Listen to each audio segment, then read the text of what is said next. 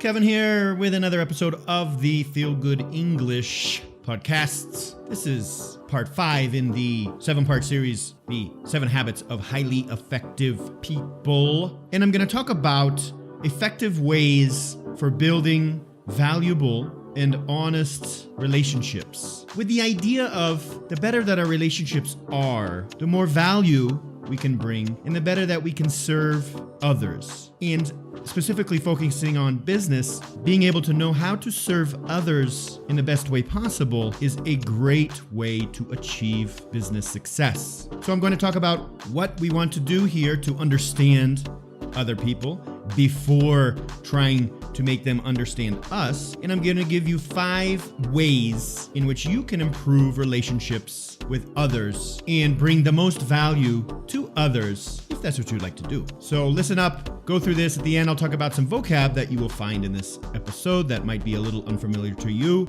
And here we go.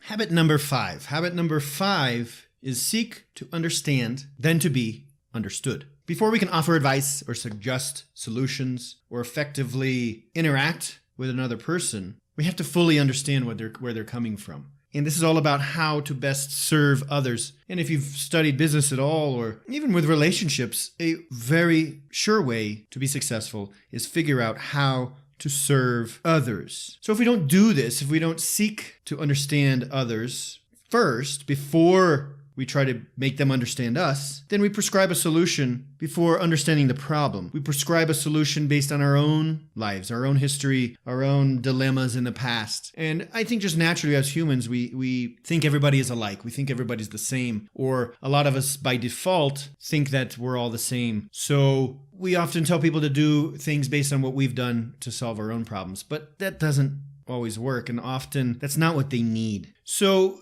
what are we doing here? What are we trying to do? We're trying to become an empathetic listener. Empathy. Empathetic listener. Somebody who uses empathy to communicate with others. So we must learn how to become an empathetic listener. An empathetic listener. We must use empathy in our communication with others. Empathy means when you're talking to somebody, when you're relating to somebody, you are able to feel their emotions. You're able to connect with their emotions. Not just the words, but you are able to literally feel what they might be feeling. This is called using empathy. Somebody who is very empathetic is able to understand others through their emotions, and they're able to relate to the emotions of others. And so how do we do this? Maybe you don't think yourself as somebody who is very empathetic. Or like me, personally, sometimes I do want to give my advice before I should, based on what I think is right or wrong. I do this too much. Maybe it's my psychological background, I'm not sure. But for me, too, I need to become more of an empathetic listener. And I'm now going to give you 5 ways that you can do this. So 5 specific ways that you can become more of an empathetic listener to help you understand others better before you're trying to be understood by them. So the first way, how to become more empathetic in your listening. Easy. Don't multitask. If you're talking to somebody, get off your damn phone. Don't look at your phone. Don't look at your computer. Don't try to do something else. Give them your undivided attention. Look at them, make eye contact, not like in a crazy way, but at least enough eye contact, and give them your undivided attention. Stop thinking that you can listen, and then also search your Instagram and like pictures of bodybuilders. You can't do those things at the same time. So that one's simple. Drop your damn phone, look at the person you're talking to. Number 2, be non-judgmental. Try not to connect what they're saying with things that have happened to you. Try not to use your own judgments if it's right or wrong. I do this all the time. Naturally, I hear what somebody's talking about, and then I want to connect it to something that's happened to me, or I have an opinion if it's not right or wrong. This is hard, but try to start being just listen to the words and try to follow along. Number 3, read the speaker. Observe their emotions. That's what I mean by read the speaker. Observe their emotions, not just their words. This can be tricky if you're learning English. If you're not a fluent English speaker, it's a little harder. However, they say that at least 60%, sometimes I've heard 80%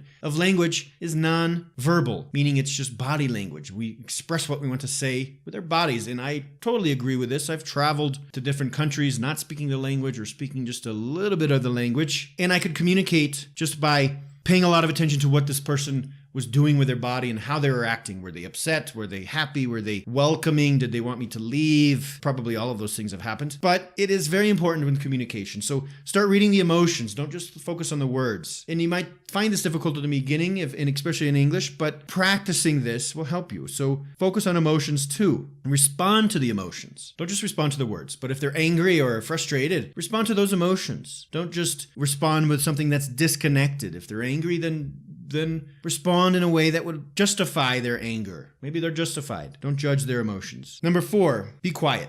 Don't feel you need an immediate answer to what they say. Don't feel that you need to reply as soon as they're done speaking. Oftentimes we're so focused on what we want to say, we're not even listening. We're already deciding what we want to say as soon as they're done speaking. We're waiting for the time when they finish so we can say what we want to say. One thing I hate is when people don't let you finish what you want to say. They ask you a question, you start answering, and in the middle of your answer, they interrupt you. I don't know why this has happened in certain countries more than others, but it just annoys me a lot. People don't let you finish one sentence. They're already saying what they want to next. Maybe they're nervous. I don't know, but don't do that. Listen. And if you need to pause for a second or 2 or 3 after they finish talking, that's fine. Collect your thoughts. This also allows you to come up with a better reply because you have all of the information. Instead of 5 seconds before they're done speaking, you're already ready to reply. You didn't even hear what they just said. And lastly, number 5, ask reassuring questions. If you're not sure what they said, if you're confused, if you're not fully understanding what they're saying, ask them. There's no problem in this. And if you're learning English, if you're not fluent, if you're not understanding everything, then of course you can ask questions. That's not a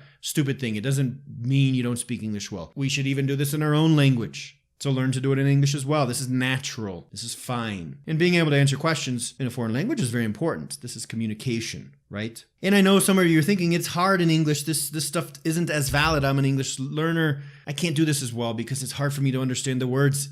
How am I going to understand the emotions too? Well, if you stop thinking about what you are going to say when they're done speaking, it'll give you a lot more energy and time to listen to what they're saying. Don't worry about, how am I going to reply to this? Let them speak. Listen to them, watch their emotions, take all that in. This will actually help you form sentences. I know you're probably worried while they're speaking, you don't understand something. What am I going to say? What if I sound stupid? It's okay, it happens. Just let them speak and then come up with your answer. Use them as a situation to practice. Focus on their body language. Start learning how to react to body language. Some people can do this naturally. I think I'm pretty good at noticing body language of other people. Other people, I don't think, do this very well. So start practicing, start going online and searching how to read body language, or just start noticing when you're talking to somebody, pay more attention to their body language. This can help you understand people from other places that speak other languages too, and fast English speakers. Watch their body language. What do you think they're trying to say? So don't be afraid to take a second or 2 to formulate your thoughts after they're speaking. Especially if you're learning English, don't worry about it. Take a moment, step back, relax, come up with something. Don't feel that you need to speak as soon as they're done speaking. Last thing here that you can do is consider that your solutions might not be the best for others. Feel free to offer advice only after you fully understand what they have to say, or let them express what they want to say. Let them talk about their problems. Try to understand where they're coming from before you offer a solution. Fully seek to understand before trying to be understood.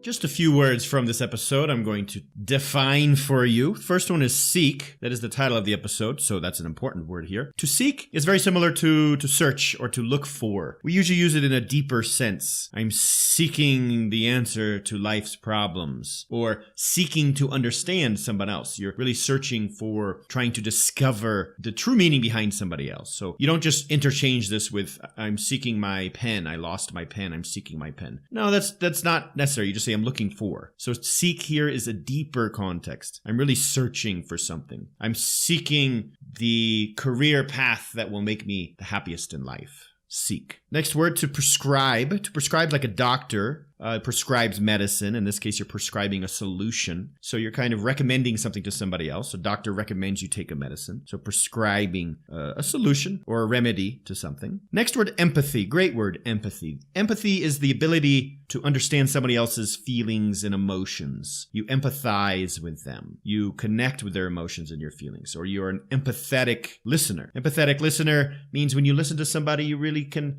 connect with their emotions and their feelings. You're not just listening superficially. superficially, but you're connecting in a deeper way. So that's what a lot what this episode is about, is being an empathetic listener, really trying to understand somebody else before prescribing your solutions to them. Last one, multitask. Multitask is doing several different things at once. So you're trying to talk to somebody and you're looking at your phone, checking how many people liked your Instagram photo. That's multitasking. You're at work, you're trying to get a report done, but you're also trying to whatever. You're trying to do multiple things at the same time. Multitask. Multitask is usually not the best way to do things. It's better to focus on one thing. Any other questions from this episode? Find the episode on SoundCloud. You can comment right on the point where you have a question, or go to feelagoodenglish.com and ask me personally.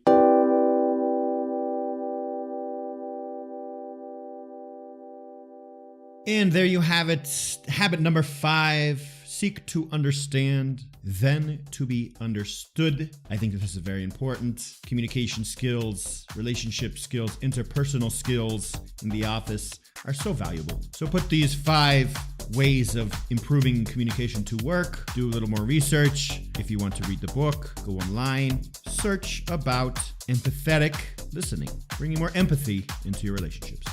Got it? Okay, joke for the day. A horse walks into a bar, and the bartender says, "Hey, why the long face?" See you next time.